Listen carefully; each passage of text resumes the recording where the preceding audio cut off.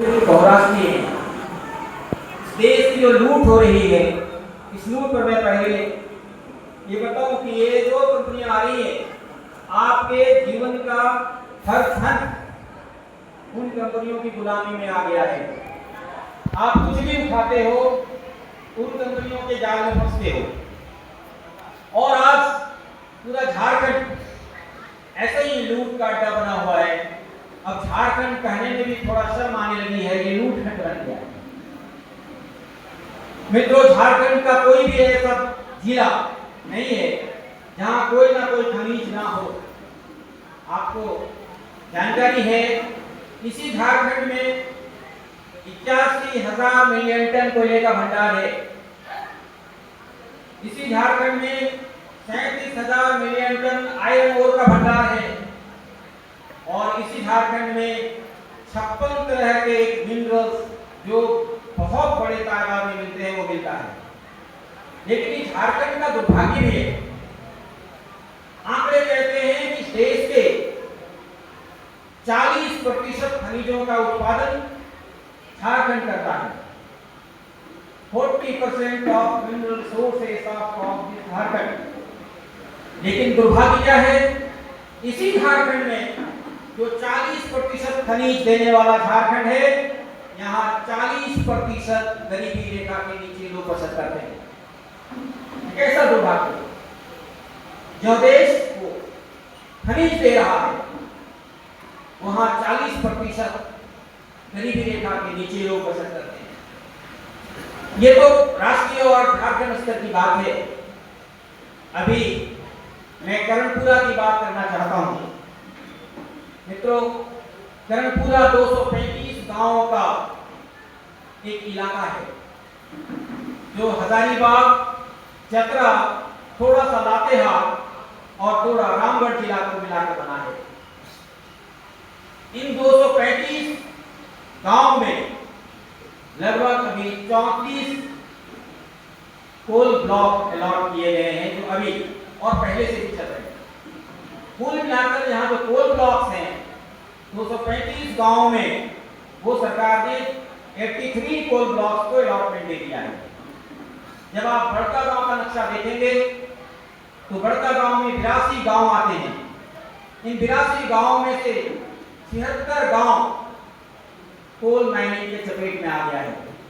यानी बड़का गांव जो आज हजारीबाग को ही नहीं, आसपास के जिलों को भी सब्जियां और खाद्यान्न उत्पादन का एक बड़ा स्रोत माना जाता है, वो आपूर्ति करता है।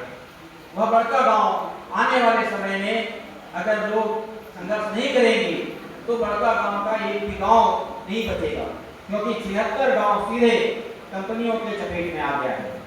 दुर्भाग्य क्या है, जैसे ये जो ओपन कोल ब्लॉक्स होते हैं, ये जो ओपन कोल ब्लॉक्स होते हैं, ये ओपन कोल ब्लॉक्स में क्योंकि ऊपर से खदानें होती हैं, तो गांव को उजाड़ देते हैं, लोगों को उजाड़ देते हैं। अभी आप उसका उदाहरण देख सकते हैं, बड़का गांव में एनटीपीसी पकड़ी बरवाड़ी, जहाँ कई गांव अस्तित्व में थे, आज वहाँ एक भी, जो चुरचू ले लीजिए, सोमबरसा ले लीजिए, नगरी है, ऐसे कम से कम 10 गांव का अस्तित्व मिट गया है। 10 गांव या तो वो खदान में समा गया है, या तो फिर वो ओवरबर्डन में दब गया है। दुर्भाग्य यही। बड़का गांव का क्षेत्रफल 1,11,970 एकड़ है। इस बड़का गांव में वन भूमि 50,386 एकड़ के आसपास है। कृषि भूमि लगभग 44,000 एकड़ है। और यहाँ पर जो अभी सभी कोल ब्लॉक्स में जो जमीनें जा रही हैं, वो लगभग 35,000 एकड़ जमीन जा रही है। यानी अगर बड़का गांव में 35,000 एकड़ जमीन कोल ब्लॉक्स में जाएगा, तो लगभग 44,000 एकड़ जमीन कृषि भूमि का है। आप समझ लीजिए तो पूरा कृषि भूमि समाप्त हो जाएगा।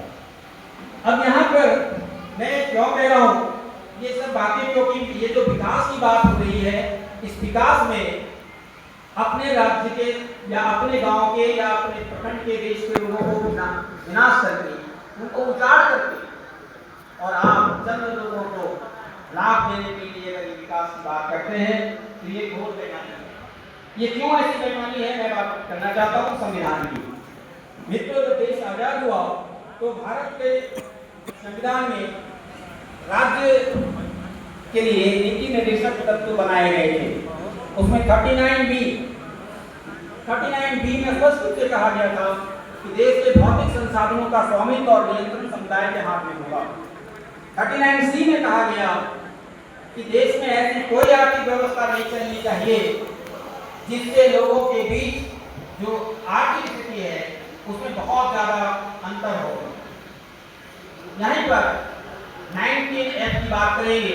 19F में कहा गया है कि लोगों को अपनी जीविका का चुनाव करने का अधिकार है, लेकिन किसी व्यक्ति को, किसान को उसकी जीविका से उजाड़ करके आप उनको अन्य जगहों पर भेज देते हैं, ये कैसे चलेगा, ये बताना चाहता हूं। मित्रों, आज यहाँ पर ये जो रोजगार के नाम पर झूठ हो रही है, ये झूठ है। अडानी का उदाहरण देना चाहूंगा। अडानी गुदलपुरा प्रोजेक्ट में जो रोजगार की बात कर रहा है, वो जो अस्थायी रोजगार है वहां तो उसके लोग काम करेंगे, लेकिन जो अस्थायी रोजगार है उसमें मात्र 41 लोगों के लिए रोजगार है।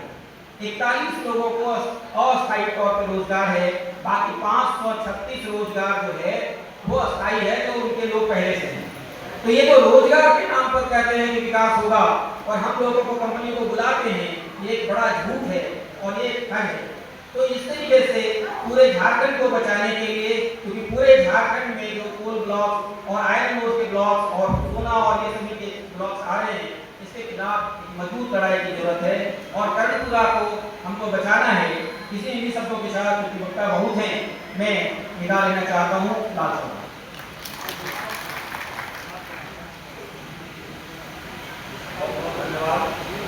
साथियों, एक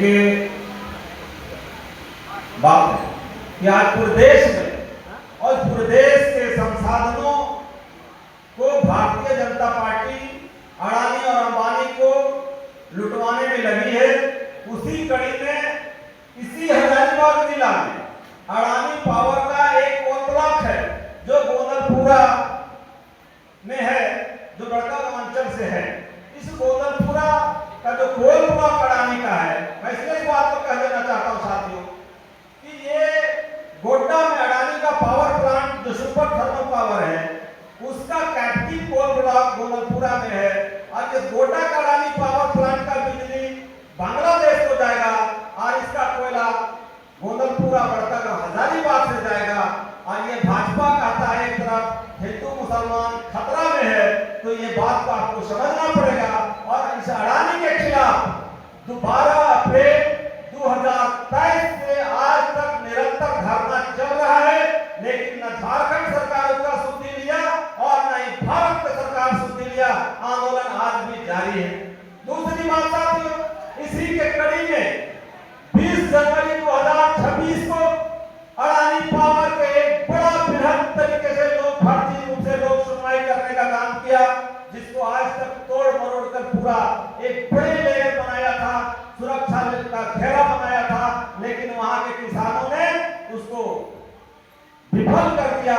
इसलिए साथियों, आज हम लोग हूल दिवस के अवसर पर हम लोग कार्यक्रम चला रहे हैं और भारतीय